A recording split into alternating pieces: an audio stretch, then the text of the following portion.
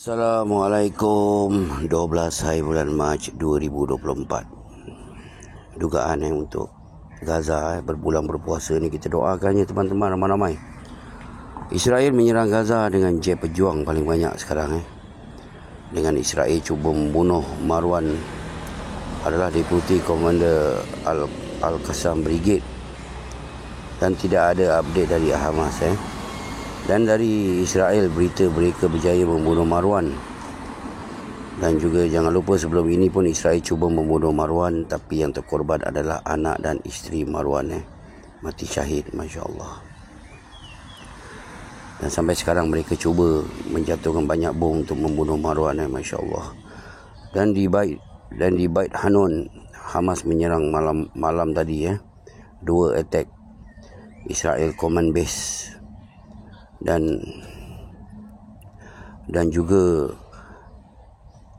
Hamas dah clear yang Hamas berada di mana-mana di Gaza. Clear dah. Israel berkata tentang Khan Yunis pula. Israel minggu lepas berundur dan mereka menghantar askar yang baru ke Khan Yunis. Masih lagi mereka nak mendapatkan Khan Yunis. Dan Houthi, Ansarullah, Al-Qassam, mereka semua ini ada koordinat sesama sendiri untuk berhubung. Semua sekali Houthi, Hizbullah, Hamas, ni semua ada koordinat yang mereka berhubung sesama sendiri. Dan Houthi berkata yang mereka ada merampas kapal, dan mereka berkata kru kapal ni terpulang kepada Al-Qassam untuk buat keputusan sama ada mau menyimpan pekerja-pekerja kapal ini, kru-kru kapal ini ke apa. Itu adalah keputusan Al-Qassam. Dan Houthi juga berjaya merampas satu kapal masa tu. Israel buat keputusan untuk iris Ramadan. Bulan Ramadan dia nak iris daripada kalender mereka, kerana mereka sebelum ini takut dengan bulan Ramadan. Dan jadi Israel nak menghuru-harakan bulan puasa ni di Gaza. Kita cerita sedikit berita Ukraine. Mereka dah ada cara nak patahkan misal hypersonic misal Rusia power, dan mereka meletakkan Patriot misal US di hadapan. Dan memang Patriot misal ni harga dia 1 bilion satu set Dan Iskandar misal harganya $1 million satu. Tapi yang penting dapat mengurangkan Iskandar misal Rusia. Dan Patriot misal ni bukan untuk mempertahankan Ukraine, tapi punching bag untuk dihancurkan Rusia. Inilah ayat mereka. Mereka nak jadikan Patriot misal ni di hadapan untuk Rusia menghantar Iskandar misal seberapa banyak untuk menghancurkan Patriot misal. Ini taktik baru, kerana mereka daripada sejak mula perang, Rusia punya taktik, dia suka menghantar drone, misal murah. Di mana letaknya Patriot misal US? Di Ukraine, di Kiev ke, di mana sahaja, dia akan cuba mengesan di mana letaknya bateri ke Patriot misal ke, atau simpanan Patriot misal ke. Rusia akan cari. Dan lepas Rusia dah kurangkan peluru Patriot misal ni, baru Rusia akan hantar Iskandar misal. Jadi dengan ini mereka dapat mengurangkan berapa yang Rusia ada Iskandar misal. Ini maksud dia.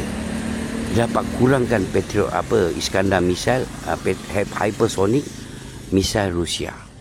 Jadi ini belum dijawab oleh Rusia, kerana kita tahu pengeluaran Rusia, Masya Allah, segalanya adalah yang terbaik. Putin pernah katakan adalah yang terbaik. Sekarang dah boost, dah berapa lama dia dah boost senjata mereka. Jadi mereka ingat mereka dapat menghabiskan hypersonic Rusia. Dan juga F-16 dari 45 buah, hanya 6 F-16 Ukraine akan dapat dari Denmark. Dan untuk saya 6 atau 45 F-16 ini bukan game changer. Bukan game changer. Tapi teman-teman bayangkan sekarang mereka dah pun meletakkan askar NATO mereka di Ukraine. Bukan Rusia tak tahu askar NATO dah ada di Ukraine. Daripada dulu saya dah ceritakan, memang askar Rusia memang tahu askar NATO, komander-komander NATO ada di Ukraine di bawah tanah.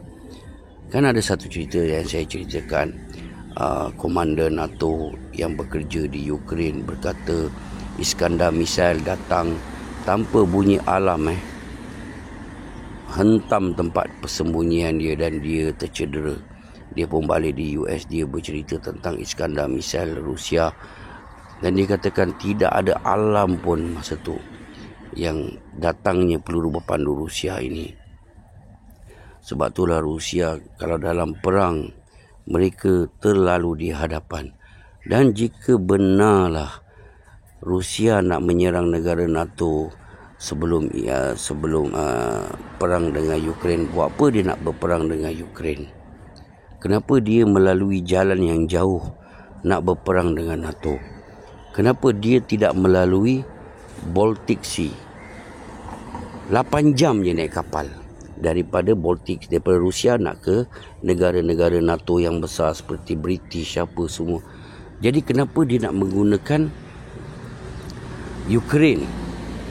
Tapi mereka tidak. NATO kata Rusia memang nak menghancurkan NATO.